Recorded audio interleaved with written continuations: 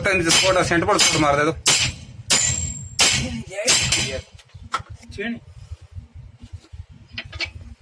Centre bolt में वो दिखती है।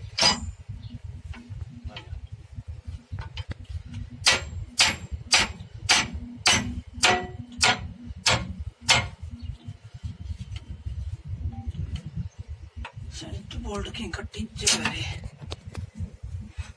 हाँ तेर ले मैं